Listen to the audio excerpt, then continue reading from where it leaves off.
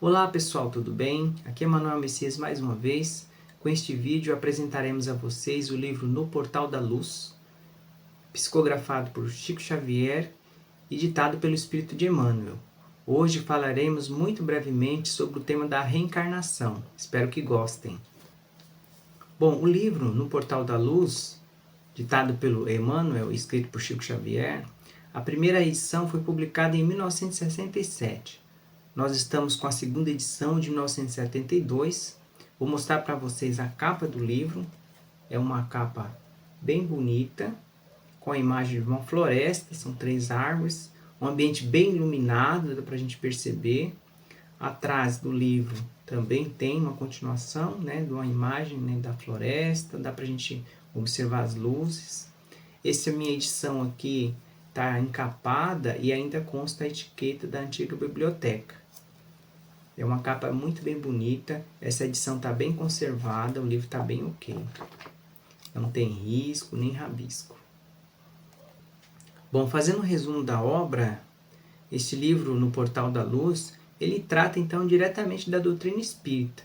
E o intuito é esclarecer, dar os primeiros passos à pessoa que pretende se tornar espírita e entender um pouquinho da doutrina.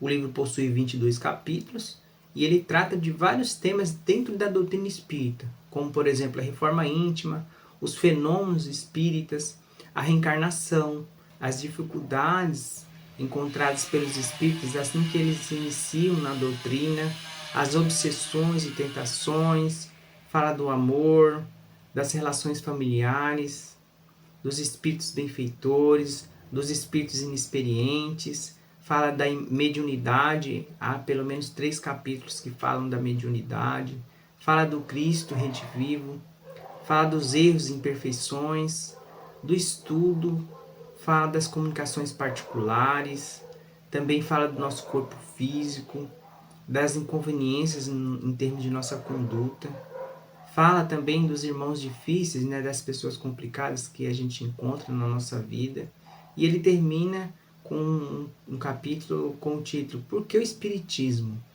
Para fazer uma reflexão para quem pretende iniciar nessa doutrina. Então é um livro bem instrutivo, é muito valioso para quem está iniciando, mas também é aproveitado por aqueles que já estão na doutrina já há algum tempo, pois o Emmanuel faz reflexões interessantes sobre esses diversos, ou seja, do Espiritismo. Então nós escolhemos o capítulo 3, chamado Perante a Reencarnação. Nós vamos fazer a leitura do capítulo, bem breve, e na sequência uma reflexão também rápida, para que a gente possa entender um pouquinho mais sobre esse tema da reencarnação. Então, o autor diz assim: não perderás tempo reclamando contra a vida, na hipótese de que te empenhes realmente pela aquisição do conhecimento espírita, reflete na lei de reencarnação. És um espírito eterno envergando temporária forma física, à maneira de um servidor vestindo uniforme de trabalho, francamente deteriorável e passageiro. Observa os próprios hábitos e tendências e perceberás o que fostes nas existências passadas. Analisa os que te rodeiam no círculo doméstico social e identificarás com quem te comprometestes para sanar os próprios débitos ou traçar a própria senda de elevação. Estuda o quadro que tem moldura às atividades e anotarás de que ponto deves partir em demanda a melhoria. Sobretudo, é preciso ponderar que se ninguém nasce para o mal, muito menos renascerá para reconstruí-lo ou reafirmá-lo. Um aluno repete o currículo de eleições no objetivo de ganhar à frente, não para acomodar-se à retaguarda. Convença-te de que retornamos à Terra com o fim de ampliar os valores do bem, cada vez mais. Indispensável corrigir-se naquilo que erramos. Replantar dignamente a leira do destino que relegamos outrora ao relaxamento. Levantar aqueles que impelimos à queda. Amar os que aborrecemos. Acender a alegria nos corações que enchemos de lágrimas. Estás hoje no lugar e na posição em que podes claramente doar a vida, na pessoa dos outros, tudo aquilo que és capaz de sentir, pensar, falar ou fazer melhor. Emmanuel. Então, Emmanuel começa o capítulo já afirmando que para a gente conhecer o Espiritismo, a gente deve entender e refletir sobre a reencarnação. Porque a reencarnação é o principal meio do espírito que é imortal, evoluir quando está temporariamente encarnado. Essa condição dá a nós também a certeza de que nosso corpo é apenas um uniforme de trabalho, conforme diz Emmanuel, temporário e perecível, mas o espírito é o que nós somos de fato, e a gente nunca morre, nós somos eternos. Então, nesse sentido, eu acho oportuno a gente lembrar a questão 167 do Livro dos Espíritos, escrito por Allan Kardec. Ele faz a seguinte pergunta: qual a finalidade da reencarnação? E aí os espíritos respondem: expiação, melhoramento progressivo da humanidade. Sem isso, onde estaria a justiça? Então, nós reencarnamos para expiar, ou seja, para pagar dívidas, né, e aquilo que nós fizemos de mal contra o nosso semelhante em vidas passadas. Também a gente reencarna para evoluir, ou seja, para a gente melhorar enquanto seres humanos, né, e para nós nos elevarmos cada vez mais a Deus, ao nosso Criador.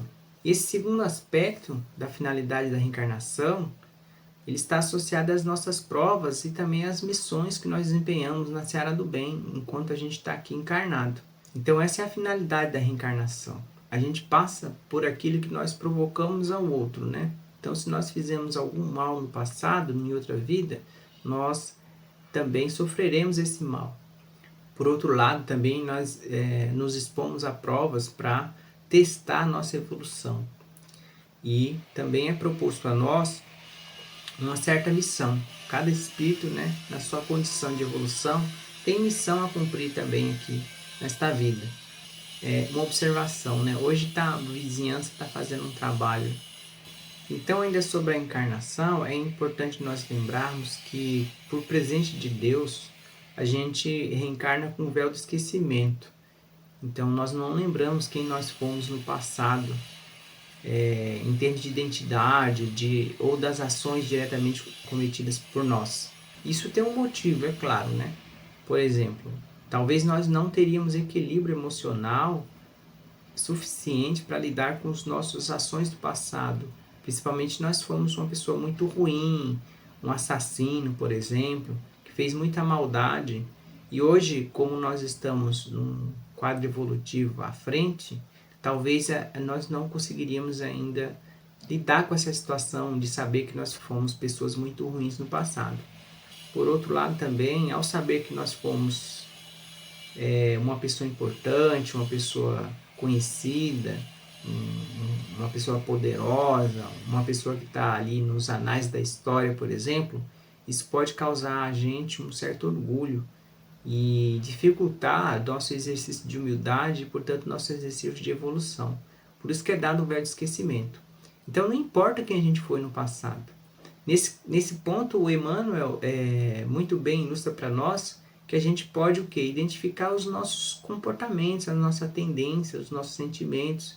E aí a gente vai conseguir perceber quem nós fomos, mas em termos de caráter e conduta. Então, a partir do momento que nós temos conhecimento de nós mesmos, fica mais fácil de a gente tentar melhorar alguns aspectos que nós percebemos através da nossa própria consciência, que nós podemos e devemos melhorar. Então essa é a ideia. A gente sabe quem nós fomos na última encarnação em termos de temperamento, de conduta e às vezes até de pensamento. Aquilo que é difícil para nós lidarmos ou aquilo que nós temos facilidade. Então a gente tem mais ou menos uma intuição do nosso caráter na antiga reencarnação. Não importa para nós sabermos especificamente o nosso nome na vida passada, ou quem nós éramos, se nós éramos uma figura conhecida ou não, se nós fomos muito mal ou não, porque isso atrapalharia a nossa nova experiência. Então isso é uma dádiva. É claro que quando nós estivermos desencarnados, num padrão evolutivo além do que nós estamos hoje, nós iremos saber quem nós fomos em todas as encarnações. Mas para isso a gente tem que estar preparado para lidar com esse passado, que não necessariamente foi um passado de glória. Então a gente precisa ter muito preparo emocional para saber do nosso passado. Um outro aspecto que o Emmanuel chama a atenção é para nós observarmos as pessoas que estão do nosso lado, as pessoas da nossa família, as pessoas do trabalho, ou o nosso círculo de amizade. Geralmente essas pessoas são conhecidas, nossa, de outras vidas, e nós nos relacionamos com elas em outras encarnações.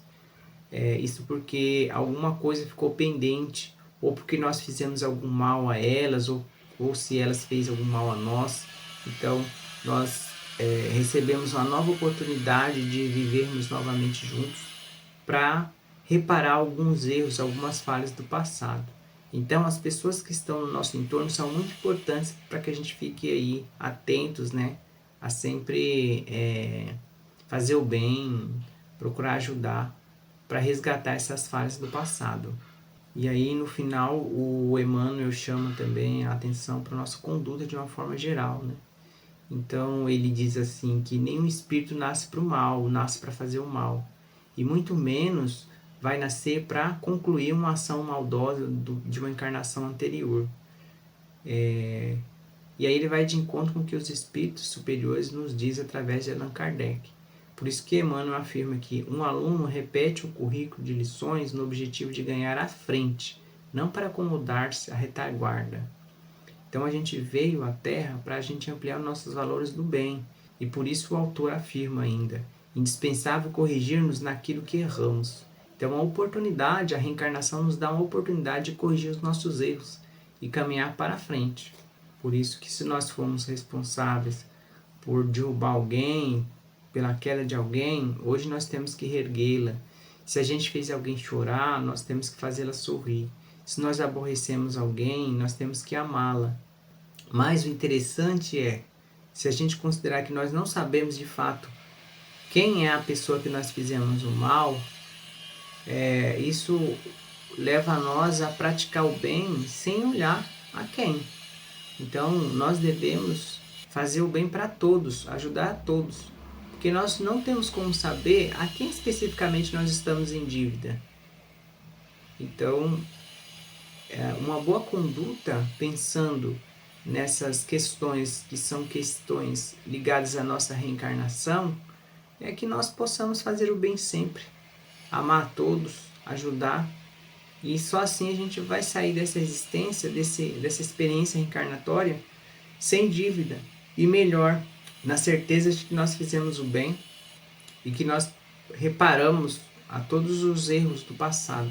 Afinal de contas, nós somos todos filhos do mesmo Deus, somos filhos do mesmo Criador, então não há por que a gente amar um mais do que o outro, ou deixar de amar alguém, sendo que somos todos espíritos criados, saídos de um mesmo ponto. Então eu termino esse vídeo agradecendo mais uma vez a todos que assistem.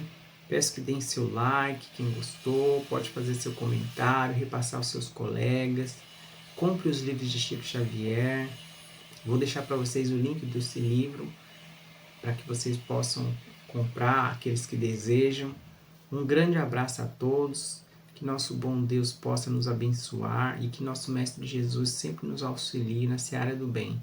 Gratidão sempre, que assim seja, graças a Deus, graças a Jesus.